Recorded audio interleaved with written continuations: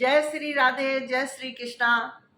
भगवत भक्तों के हृदय में विराजमान हमारे गोविंद के श्री चरणों में हमारा कोटि कोटि नमन, कोटि कोटि प्रणाम। आज की कथा बहुत सुंदर है। देवहूति और कर्दम्ब जी का मिलन हुआ है और उसके बाद बहुत सुंदर विधि विधान से विवाह हुआ है। अद्भुत है। कपिल देव जी का जन्म हुआ है। उन्होंने सांख्य शास्त्र की रचना की है। अद्भुत कथा है, इसलिए पूरी सुनिएगा। और वीडियो पसंद आए तो लाइक कमेंट शेयर अवश्य कीजिएगा। चैनल पर नए आए हैं तो चैनल को सब्सक्राइब कर लीजिएगा, जिससे कि हर वीडियो का नोटिफिकेशन आपके मोबाइल में जा सके। तो अब हम कथा को शुरू करते हैं।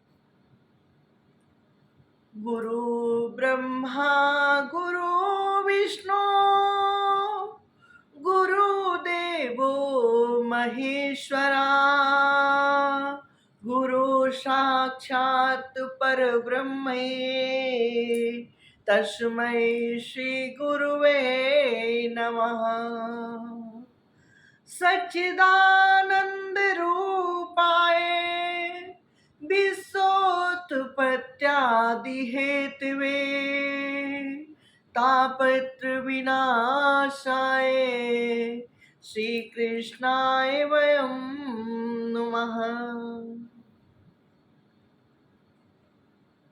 संसार को तीनों प्रकार के तापों से मुक्ति दिलाने वाले गोविंद को हमारा कोटि कोटि नमन है, कोटि कोटि प्रणाम है। गौ माता को प्रणाम, सभी संतों को प्रणाम, आकाश मंडल में विराजमान 9 ग्रह मंडल देवताओं को प्रणाम, 33 कोटि के देवताओं को कोटि कोटि नमन, कोटि कोटि प्रणाम। कर्दम्ब जी बहुत सुंदर थे और बहुत ज्ञानी थे। इनको अकेलापन महसूस हुआ और इन्होंने अपने अनुरूप, हमें अपने अनुरूप पत्नी मिल जाए, इसके लिए तपस्या शुरू की। ये तपस्या कर रहे थे, तपस्या में लीन थे।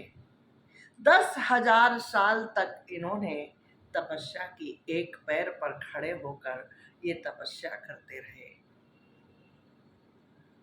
इधर मनोनंदिनी देवहूति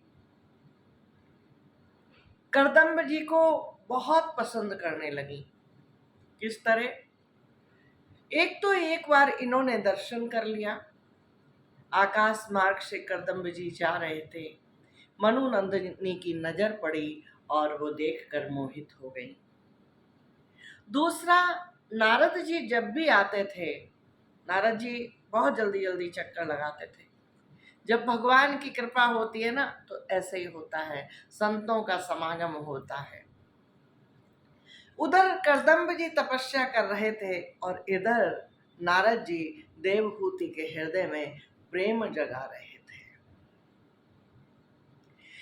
जब भी आते, बहुत जल्दी जल्दी आते, और जब भी आते तो कर्दम्ब जी की चर्चा चलती, कर्दम्ब जी की तारीफ करने में लगे रहते, कर्दम्ब जी के गुणों का बखान करते रहते। मनोनंदिनी देवहूति मंद मंद मन ही मन मुस्कुराती और सोचती, हे प्रभु, हे गोविंद, हे मुरलीधर, कुछ ऐसा चमत्कार कर दो कि ये हमें प्राप्त हो जाए। कोई ऐसा चमत्कार कर दो जिससे कर्दम्ब जी हमें प्राप्त हो जाए। ये भगवान से प्रार्थना करने लगी, मन ही मन प्रार्थना करने लगी। उधर कर्दम्ब जी एक पैर पर खड़े होकर तपस्या कर रहे थे और भगवान से एक ही चीज मांग रहे थे कि हे प्रभु, हे मुरलीधर, अगर कहीं हो तो हमें ये वरदान दो कि हमारे अनुरूप शील स्वभाव वाली, सुशील, सुंदर कन्या मिल जाए, पत्नी मिल जाए। एक दिन मनु प्रजापति बोले, बेटी, तुम्हारी नजर में कोई राजकुमार है क्या? कोई ऐसा व्यक्ति है जिससे तुम विवाह करना चाहती हो? देवहूति मंद मंद मुस्कुराई, कुछ बोली नहीं। मां ने पूछा, बेटी कोई हो तो बता दो, क्यों हमें ढूंढना पड़े, क्यों हमें मेहनत करनी पड़े? कोई अगर तुम्हारी नजर में राजकुमार है या कोई ऋषि मुनि है, कोई भी है तो हमें बता दो। देवहूति ने बताया कि मैं करदम्ब प्रजापति से विवाह करना चाहती हूँ। करदम्ब जी को कभी देखा ही नहीं था, लेकिन उनके दिल में इतना स्नेह, इतना प्रेम देखकर शत्रुपा ने मनु को बताया। मनु उनके साथ विवाह करने को तैयार हो गए। इधर 10,000 वर्ष पूरे हुए, भगवान प्रकट हुए। भगवान ने कहा, देवी, भगवान ने कहा, करदम्ब जी तुम्हें क्या चाहिए? एक पैर से खड़े हो, 10,000 वर्ष हो गए और एक पैर से खड़े हो, क्या तुम्हें थकान नहीं होती? ऐसा क्या चाहिए जो तुम एक पैर से खड़े हो? करदम्ब जी ने भगवान को देखा, भगवान को प्रणाम किया, बोले प्रभु आपसे कुछ छुपा है क्या? मुझे क्या चाहिए, क्या आपको पता नहीं है? बोले पता है, तभी तो मैं आया हूं, एक शुभ समाचार दे रहा हूं। जैसा तुमने चाहा है, जैसी तुमने इच्छा की है, उस तरह की पत्नी तुम्हें मिलेगी, लेकिन वो पत्नी मनु प्रजापति के महल में है। देवहूति नाम है उसका, और उसने मनु जी को बता दिया है कि वो तुमसे विवाह करना चाहती है। तो मनु जी और शत्रुपा उसको लेकर चल दिए हैं। परसों तुम्हारे आश्रम पर पहुंच जाएंगे। वो तुम्हारे अनुकूल है, सुशील है, सुंदर है, त्याग की मूर्ति है, बहुत अच्छी कन्या है, उसके साथ तुम विवाह कर लेना। करदम्ब जी बहुत प्रसन्न हो गए, बोले जैसा आदेश भगवान। गोविंद, माधव, नारायण, आपका जैसा आदेश। बोले तुम्हारे 9 कन्याएं होंगी। मैं आज तुम्हें बताकर जा रहा हूं, तुम्हारा विवाह बहुत सुंदर, संसार में कीर्ति करेगा और तुम्हारे 9 कन्याएं होंगी। उसके बाद हमारा भी जन्म होगा, मैं भी अपने अंश सहित अवतार लूंगा। भगवान ने जैसे ही सुना, भगवान हमारे यहाँ आएंगे, हमारे घर में जन्म लेंगे, करदम्ब जी बहुत खुश हो गए। करदम्ब जी ने जैसे ही सुना बहुत प्रसन्न हो गए, भगवान के चरणों में लौट गए। भगवान अपना आशीर्वाद देकर थोड़ी देर बात कर अंतर ध्यान हो गए। करदम्ब जी अपने आश्रम पर लौट आए, जहां तपस्या कर रहे थे वहां से अपने आश्रम पर लौट आए और साफ सुथरा करने लगे, विवाह के योग्य आश्रम को सजाने लगे। पहले से ही उन्हें पता चल गया कि विवाह होने वाला है, तो आश्रम को उसके अनुकूल सजाने लगे, व्यवस्थाएं करने लगे। तीसरा दिन हुआ, मनु प्रजापति शत्रुपा देवहूति को लेकर सुबह ही सुबह पधार गए, आ गए।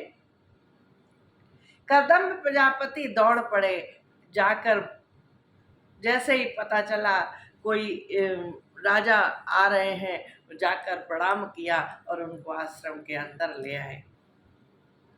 आश्रम में अंदर कुटिया में बिठाया, मनु शत्रुपा दोनों बैठ गए, देवहूति भी बैठ गई। मनु जी ने बताया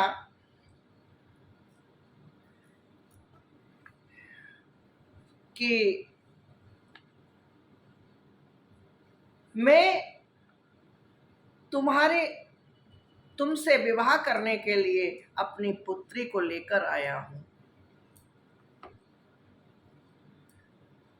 करदम्ब जी, ये पुत्री तुम्हें पसंद करती है।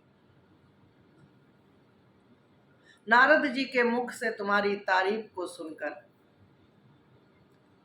ये तुम्हें इतना पसंद करने लगी, इसने प्रण किया है विवाह करूंगी तो करदम्ब जी से करूंगी, नहीं तो नहीं करूंगी। करदम्ब जी ने ना कुछ ना कहा ना हाँ कहा, बैठे कुछ सोचने लगे। मनु जी को लगा ऐसा ना हो, मना कर दे।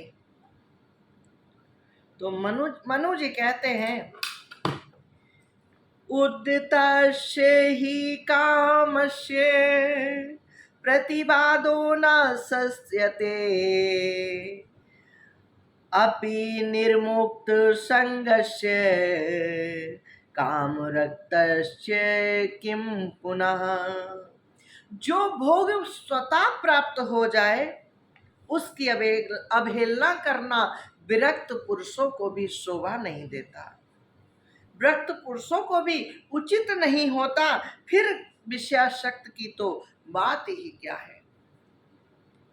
अभी तुम विवाह योग्य हो, तुम्हें विवाह कर लेना चाहिए। करदम्ब जी ने अपनी स्वीकृति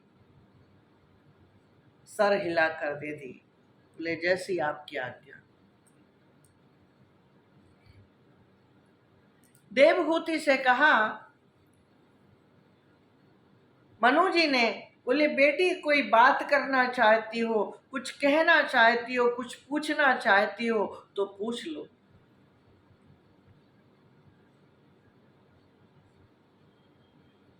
ठीक से देख लो करदम्ब जी को, कल ऐसा ना हो कि हमें पता नहीं था।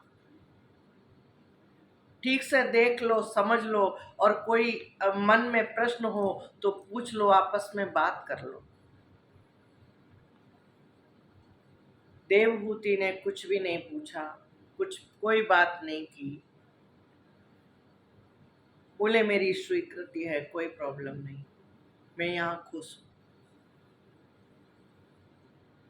जब ऐसा सुना तो विवाह की तैयारियां हुई और वहीं आश्रम में देवहूति का विवाह करके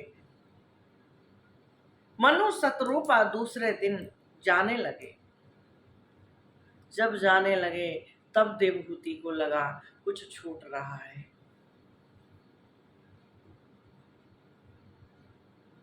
बहुत फूट फूट कर रोई है, अपनी माँ से लिपट कर, अपने पिता से लिपट कर। लेकिन वो तो छोड़ने के लिए ही आए थे, विवाह करके उन्हें तो जाना ही था। वो चले गए।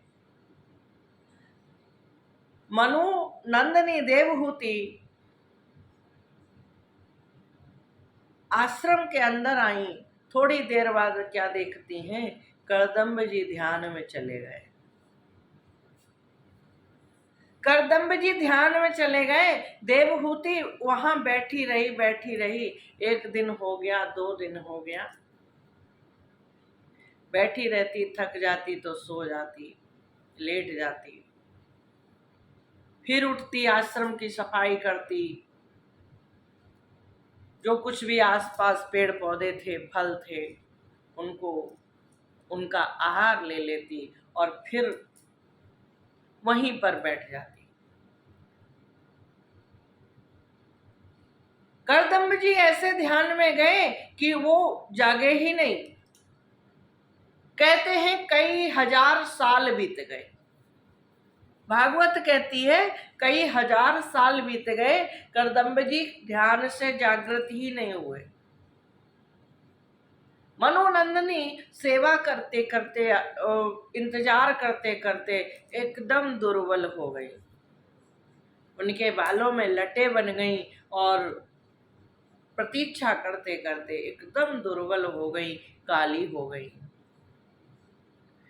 एक दिन करदम्ब जी ध्यान से उठे।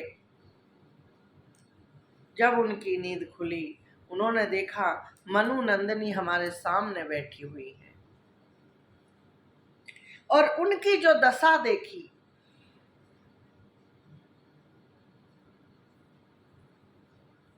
उनकी जो दशा देखी, दशा देखकर करदम्ब जी बहुत दुखी हुए। बोले मुझे होश ही नहीं रहा, मुझे पता ही नहीं चला कब मैं ध्यान में चला गया। देवी मुझे माफ कर दो। करदम्ब जी ने कहा, मनुनंदिनी तुमने मेरा बहुत आदर किया है, बहुत सत्कार किया है। मैं तुम्हारी उत्तम सेवा से, परम भक्ति से बहुत संतुष्ट हूँ। सभी देहधारियों को अपना शरीर बहुत प्रिय होता है, लेकिन तुमने उसकी भी परवाह नहीं की। तुम हमारी सेवा में बैठी रही और हमारा इंतजार करती रही।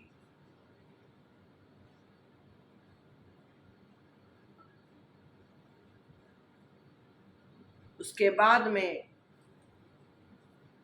मनु जी एक दिन सोचने लगे कि विवाह हुआ, कितने अरमान रहे होंगे, कितनी उम्मीदें रही होंगी, और मैं कुछ भी नहीं दे पाया। ये सोचकर मनु जी बहुत दुखी बैठे हुए थे। तब तक देवहूति जी आई। बोले देवी बैठो। मैं विचार कर रहा हूं कि हम लोगों को कहीं घूमने चलना चाहिए। देवहूति बोली चलिए, जैसा आदेश। कहाँ चलना है? बोले एक काम करो, पहले तुम जाकर स्नान कर लो। सामने गंगा जी थी, उनका जो आश्रम था सामने गंगा जी थी। बोले जाओ गंगा जी में स्नान कर लो, तैयार हो जाओ, फिर चलते हैं। देवहूति ने जैसे ही गंगा जी में जाकर डुबकी लगाई, अद्भुत था। देवहूति का तपोबल, करदम्ब जी का तपोबल बहुत ही अद्भुत था। देवहूति ने जैसे ही डुबकी लगाई गंगा के अंदर, उन्हें ऐसा लगा जैसे मैं किसी महल में आ गई। 1000 दासियां चारों तरफ से उनकी सेवा के लिए दौड़ पड़ी।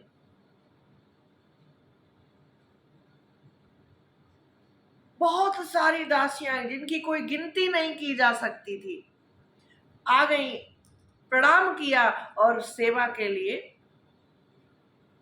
बोली आदेश करें।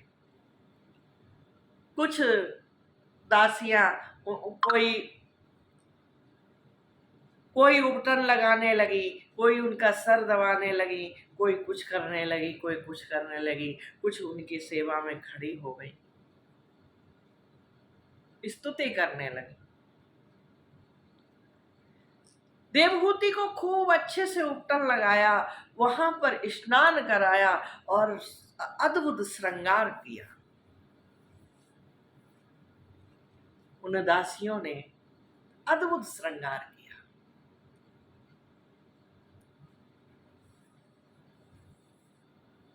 कल्पना कीजिए कैसा लगा होगा।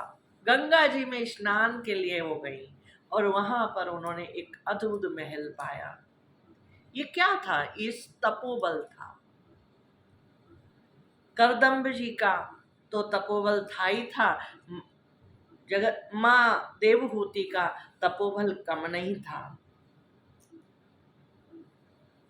वो पति की सेवा में जो हर समय बैठी रही, ये प्रतीक्षा करती रही, ये एक बहुत बड़ा तप था, बहुत बड़ा बल था।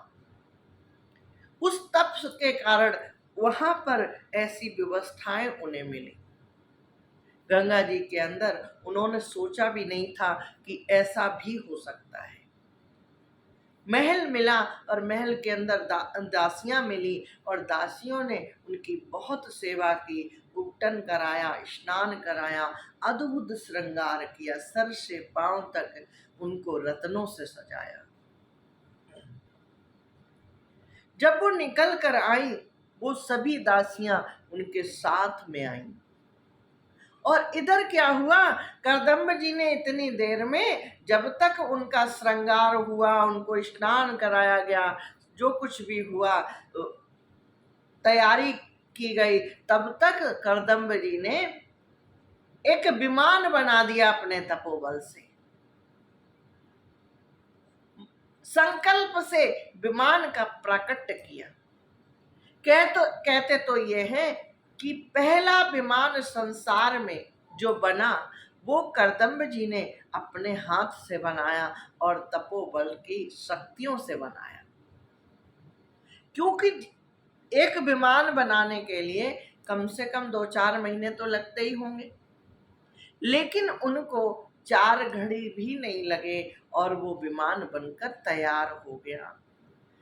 2-3 घंटे लगे होंगे, हद है भाई। उपटन किया गया, स्नान कराया गया, खूब अच्छे से, जैसे पार्लर में बेटियां जब विवाह के लिए जाती हैं, सजने जाती हैं, तो उनको 2-3 घंटे लगते। मेहंदी लगाई गई, तैयार किया गया, 2-3 घंटे लगे होंगे।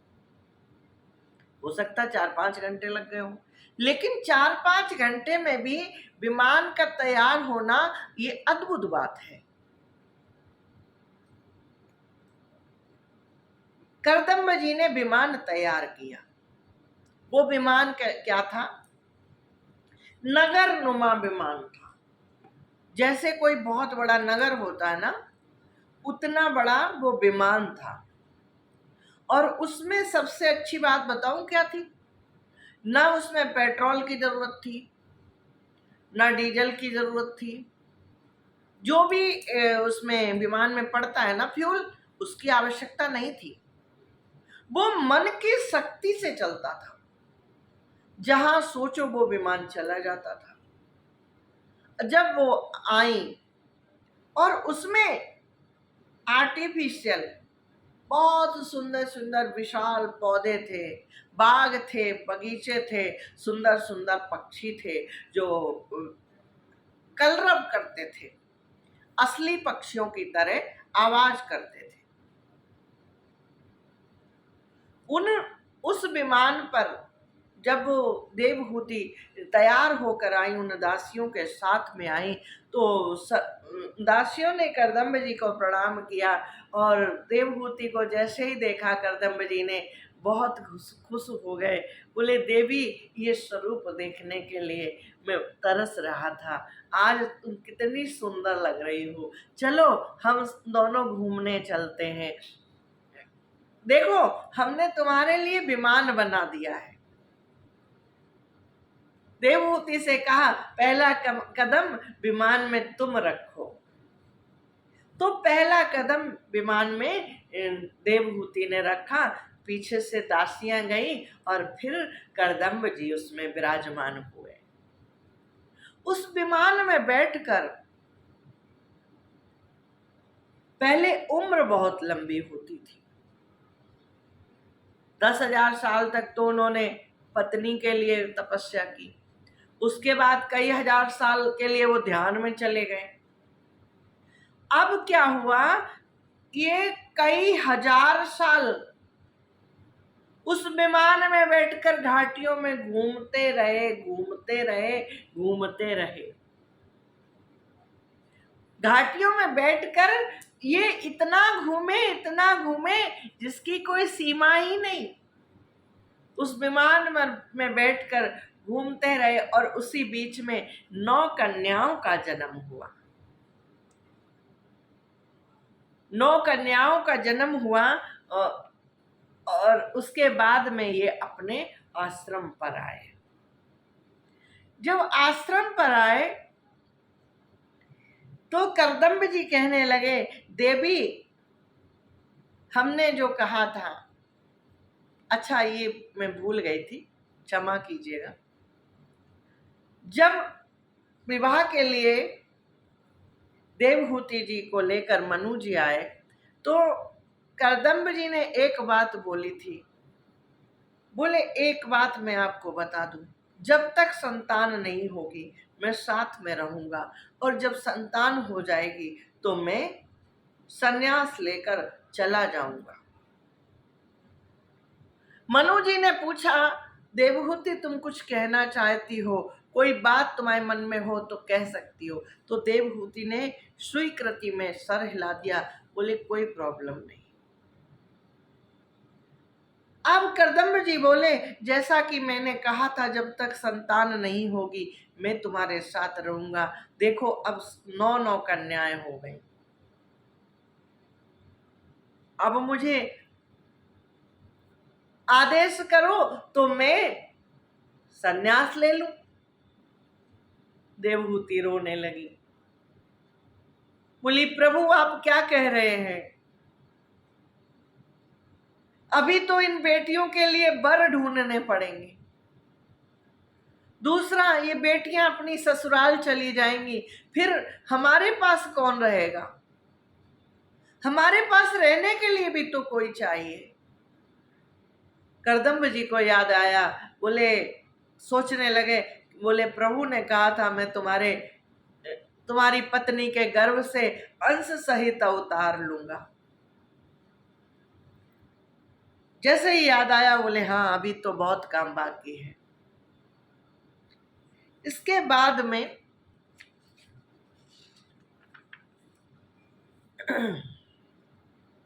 करदम्ब प्रजापति ने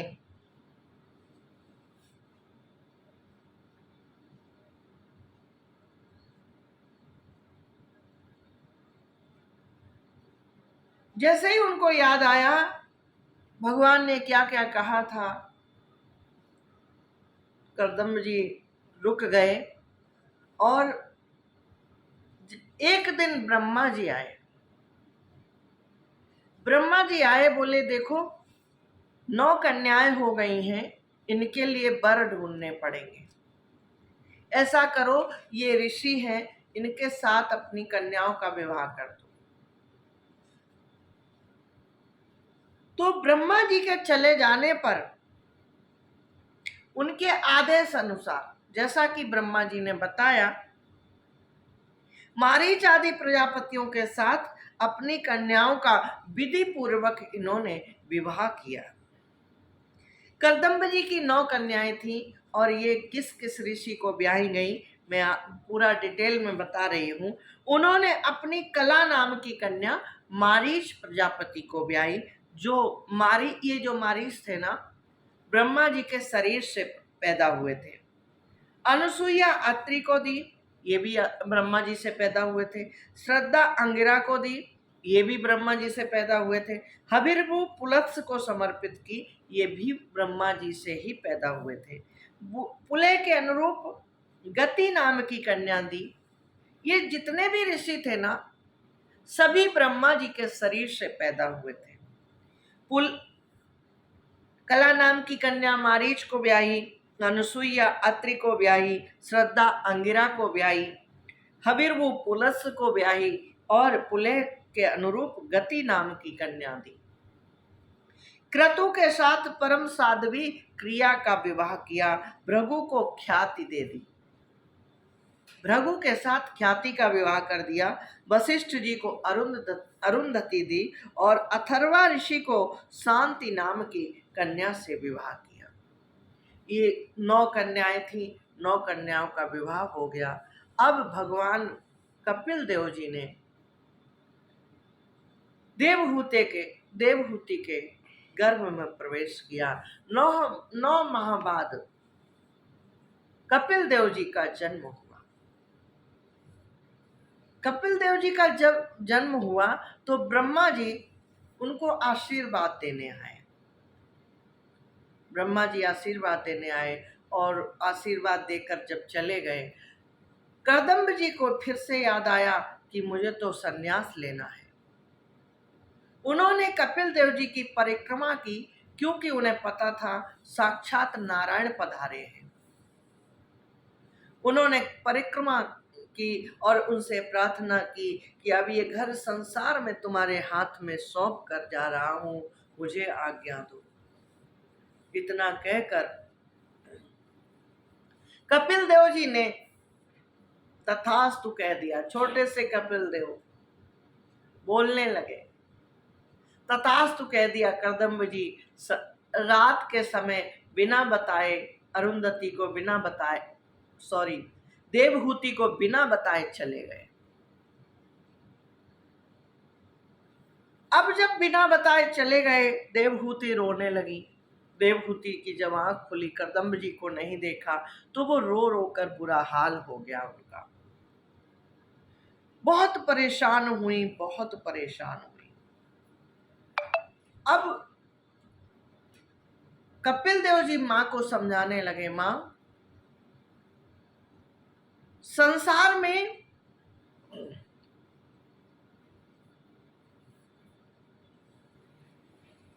बहुत संघर्ष होता है, संसार में मत पड़ो। तो देवहूति रोने लगी, बोली, प्रभु, इन दुष्ट इंद्रियों की विषय लालसा से मैं अब ऊब गई। बहुत दुखी रहने लगी करदम्ब जी के जाने के बाद। बोली, इंद्रियों की जो विषय लालसा है, अब मैं इससे ऊब गई हूँ और उनकी इच्छा पूरी करते रहने से घोर अंधकार में पड़ी हुई। मुझे क्या करना चाहिए, कैसे करना चाहिए, मुझे आदेश करो, बताओ मैं क्या करूं। सताप संगान मम वीर संविदो भवन्ति रत कर्ण रसायना कथा तज्जोषणादाशु पदर्वन्मर्नि श्रद्धा रतिर्भक्तिरनुक्रमिष्यति।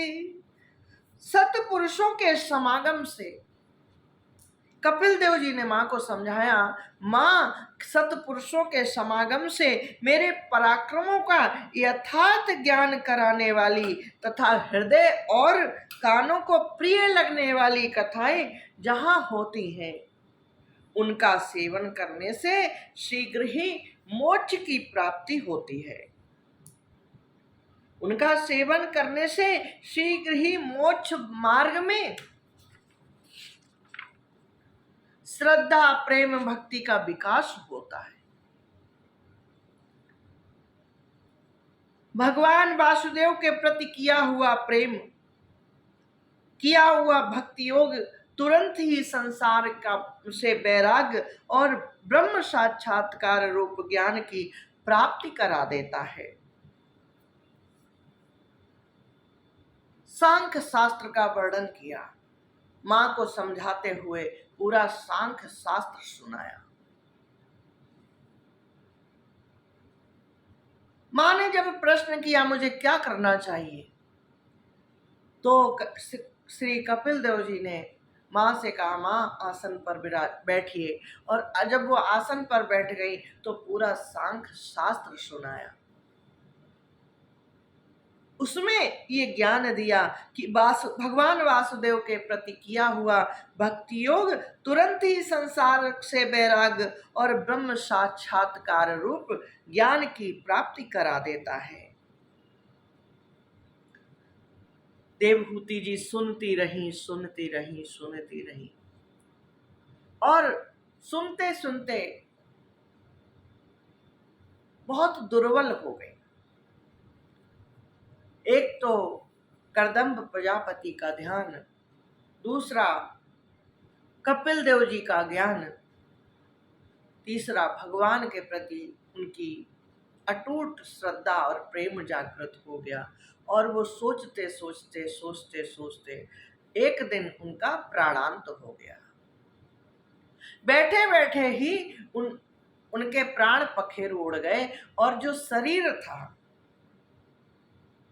वो एक नदी के रूप में परिणत हो गया। जो शरीर था ना, उससे एक नदी बहकर निकली, जो सिद्धपद नाम की नदी सिद्धगढ़ से सेवित सब प्रकार की सिद्धियां देने वाली है। ये नदी कपिल देव जी के आश्रम के आसपास होनी चाहिए।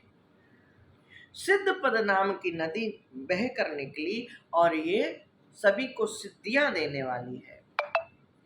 अद्भुत है ये प्रसंग।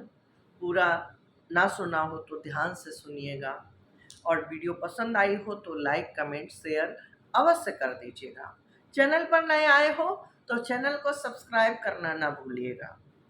आगे मनु की वंश परंपरा है, बहुत सुंदर है, लेकिन शॉर्टकट में हम इसको सुनाएंगे। उसके बाद शिव और दक्ष प्रजापति का मनोमालिन्य है, और सती का पिता के यहाँ यज्ञोत्सव में जाने के लिए आग्रह करना। बहुत सुंदर प्रसंग है, किस किस तरह से शिव और पार्वती का मिलन हुआ, और फिर शिव दक्ष से विद्रोह हुआ और सती ने अपने प्राणों का त्याग किया।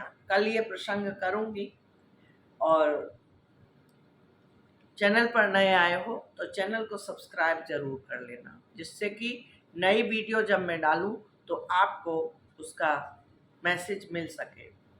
और वीडियो को लाइक करना ना भूलिएगा, कमेंट करना भी ना भूलिएगा। ओके, अपना बहुत ख्याल रखिएगा। फिर मिलते हैं एक नए प्रसंग के साथ। जय श्री राधे, जय श्री कृष्णा।